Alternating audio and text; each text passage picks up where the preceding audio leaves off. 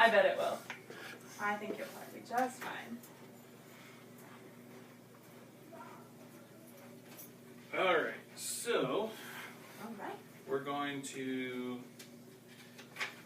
get this, so evaluator. So we're going to do language arts survey, correct? Yep. And what age group is that? This is a 9 through 12 class. Okay. So I actually don't know if I do have one senior in there.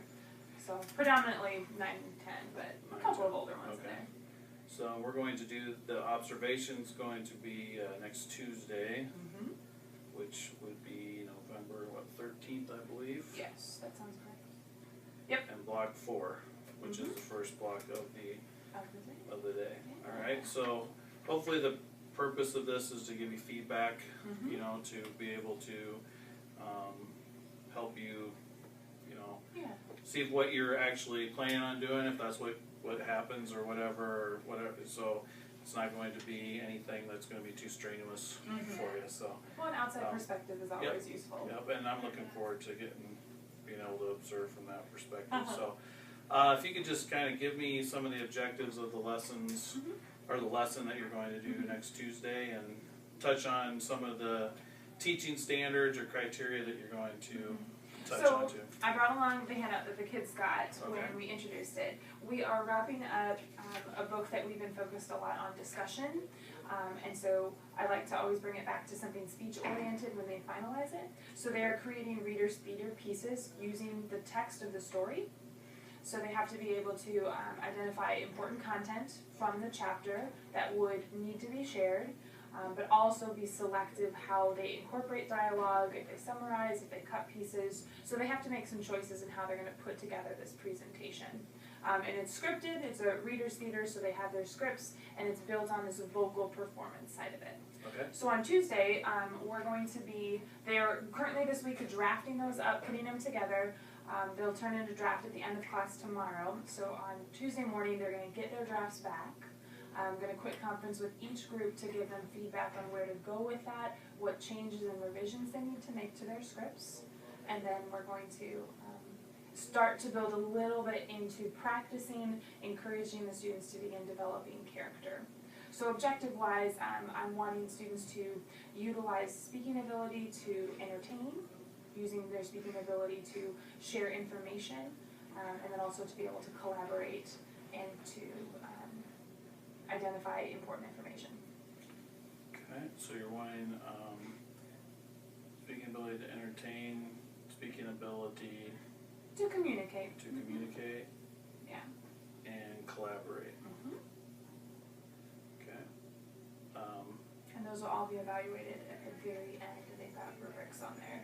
Okay. For each one. So that will be at the end of the project, the entire project.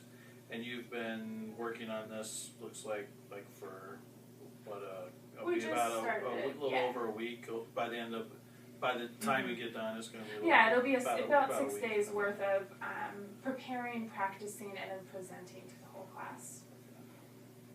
But they know the whole story, so it doesn't matter which section they've got. They've read through the whole story. It's a matter of finding what section and what important things are there. Okay, so I guess my question regarding that is, if you had a chance, I don't know if you had a chance to look at the teaching standards and criteria. Briefly, yeah.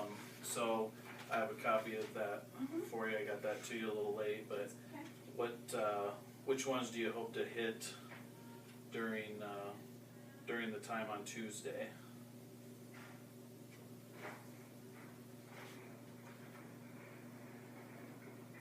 Well, for sure, various methods to monitor student learning, because they are working in groups and they're all going to be at different stages and different needs. So some groups are probably going to need more focus and more assistance from me. Some groups will probably just need a quick check-in, making sure things are going well. So like being able to monitor that and also manage the classroom in a way that really gives the students a lot of autonomy, but yet I'm there as an advocate and less as a directly instructing everything, because this is built on their choice. So it'd be 4 or 5, and then I feel standard 2, talking about content knowledge, being able to advocate, okay, how do I get kids who are shy or who just aren't very comfortable in building in a character to let loose a little bit and have some fun. And so there's a couple of ideas. If we have time on Tuesday, build in Mel Blanc, voices of like Daffy Duck, Foghorn Leghorn. I think he's voiced over 1,000 characters, and so getting them a chance to see him do that in a talk show. He did an interview, so he can change them. Sounds cool. Yeah, just to show him like, hey, look, we are capable of doing so much vocally. So you have a video. I do. You would show them for that. Okay. It'll either on this day or depending on where their drafts are at. So there's a little bit of fluidity since there's 2 practice days built in. And you've been looking at what Readers Theater is, so they have a little bit of an idea of what we did a practice is. through. We've done a couple of things with Readers Theater, but they ran through and just did some fun ones to the first day. So they've seen a script format, they've seen other performances by it. So they're still relatively new to it, but they've got experience with it. Okay. So kind of the type of learning that's going to be taking place, you've kind of touched on. It looks like they're going to be kind of doing some reviewing of their own, making revisions, maybe doing some reteaching if you need that. So that's basically going to be the cusp of the day. Reviewing, no any new material or anything like that? Not necessarily. The only new material would be doing a couple of activities to help them start to get comfortable vocally.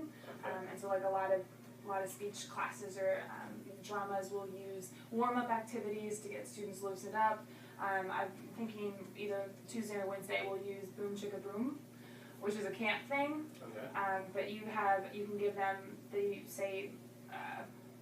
a certain phrase like boom chicka boom, and then you give them ways in which to say that. So like you could say it like a valley girl, you could say it like you're underwater, you could say it like you're sleepy, super fast, super loud, and just get them to accentuate differently. And that vocal practice will hopefully feed into when they actually have to speak as a character. So that might be it might be like one of our mini lessons. It really depends on how well their scripts turn out, which I'll see after they turn them in tomorrow afternoon. And are there like any resources that you need prior to this, or do you have everything, or is there something that you need for that? I've got what I need. The kids have what they need. It's nice to have the computers so that they can be collaborating, typing up their scripts together. Most of them today divided up their copies of the chapter with highlights of their important information, and they're separately typing them up on the same document. Okay. So with this, you kind of touched on this pretty much in your explanation, which is good. Like what are you're looking at maybe some small group, they're in groups, so they're doing more, the strategies you're going to use is more small group work, conferencing, okay. And just giving some suggestions and feedback, and then if necessary at the end of class some large group activities vocally, or to see like inspiration for other people who like the Mel video. Gotcha. So you might bring them back together at the end. Yeah. Might even at the beginning talk about some general things that I noticed, but most of it will be small group oriented. Okay. And kind of just you'll be working with groups going around and that sort of thing. Okay. Yes. Yeah. All right. So that's cool. I guess the activities kind of testing on this, but what learning activities will they be doing? You said what revisions? Revising and taking feedback. Okay. Or either questioning, hey, what do we need to do? Some of it will be building on content. So the important parts of the story, in order for it to be cohesive from each group, since they all have parts of the story, making sure that they're pulling out the really important things and there's enough information in what they've written. And that's something that you're going to give them feedback on? It'll be probably through writing. So they've got they'll have their drafts on Google Drive, and either I'll print them off because I don't have internet this weekend when I review them. Either print them off or leave them comments through Google. Gotcha. And that way they can go through, touch on them. If they've got questions, they'll probably be like, what do you mean by this? And I can elaborate more fully. So they have their, you said they've got, the scripts are going to be due by the end of class tomorrow. So I gave them a photocopy of their chapters, and suggested go through, highlight the really important stuff after you decide like either the key events. Okay. And so they're taking those highlights and transferring them onto a document to create their script. Okay. So a lot of the writing side of it, it's not very creative or on their own unless they summarize it. It's more of synthesizing, like here's the most important stuff in the chapter. Here I'm going to take it out and then we're going to perform it. Okay. So they're not creating something brand new. They're using a lot of already written material. Okay. Excellent. Mm-hmm.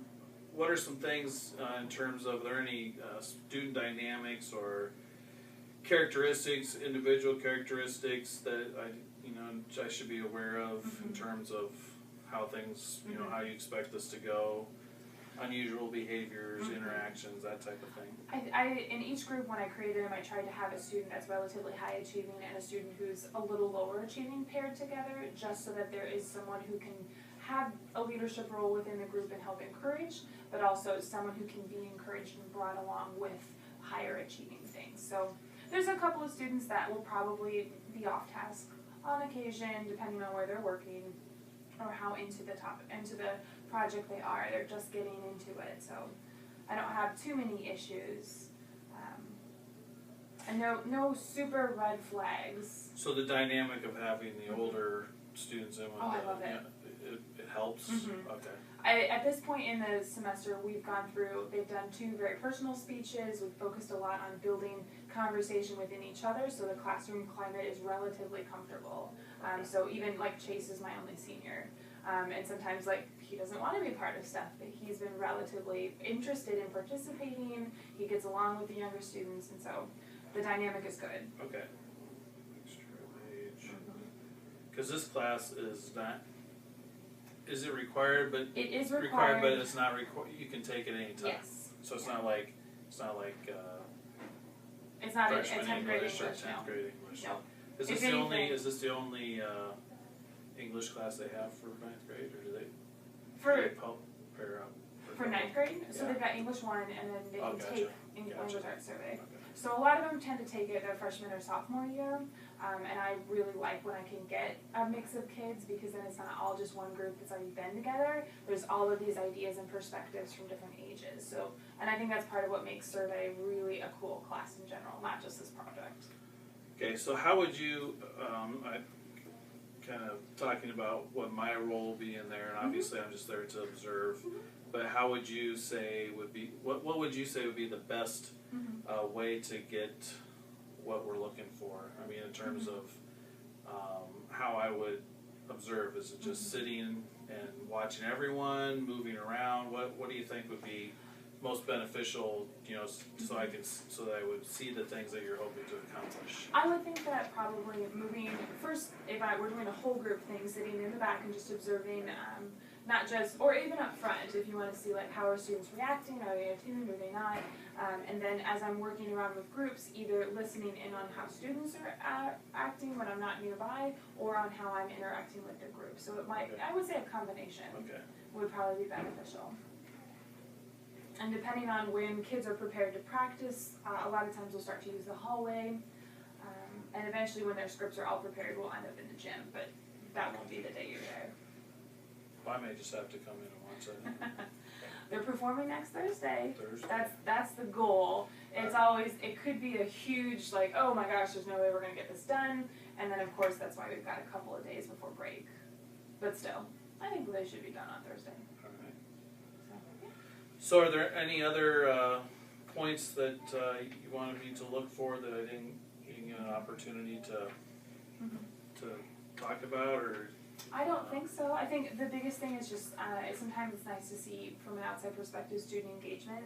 So I know like when I'm at a group with I've got engagement, or I'm touching in on kids that I know aren't always engaged. So maybe it's those kids that aren't always on my radar. What are they doing? Are they staying focused? Do I have someone who's constantly switching when I'm coming close? Sometimes I don't always catch that, and an outsider might. Okay. So just. And that's kind of what I hope to do. Yeah. With this, not only just for the class, but just if I ever do get in that position, to be more of a feedback and more just observation, and maybe learn stuff for myself too. Oh yeah. So I think I'm looking forward to it. Cool. All right. This will be great. All right. We'll see you Tuesday. Awesome. Thank you. Yeah.